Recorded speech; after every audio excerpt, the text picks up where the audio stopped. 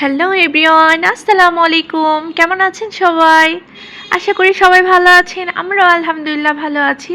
আজকে আমি শীতের সবজি রান্না করেছি, তাই আপনাদের সাথে আমার মজার মজার রেসিপি শেয়ার করতে চলে আসলাম। দেখেন এখানে আমি কি রান্না করেছি। এখানে আমি রান্না করেছি বাসমতি চাউলের ভাত, করলা ভাজি, ডিম ভুনা, সিম আলু টমেটো দিয়ে একটা নিরামিষ ভাজি করেছি, মলা মাছ টমেটো দিয়ে চচ্চড়ি করেছি, আর এখানে মুরগি ভুনা করেছি, আর সাথে হচ্ছে ফুলকপি আলু টমেটো সিম দিয়ে ইলিশ মাছ দিয়ে রান্না করেছি। তো আজকের খাবারগুলি খুবই মজাদার ছিল, তাই আপনাদেরকে দেখাতে চলে আসছি। এখন আমার ছেলে স্কুল থেকে চলে আসছে, তাকে খাবার দিচ্ছি। সে তো সবজি মাছ কিছুই খেতে চায় না, এর জন্য ওকে আমি মুরগি দিয়ে ভাত দিচ্ছি, মুরগি মাংস দিয়ে। সে তো খুবই মজা করে খেয়েছে।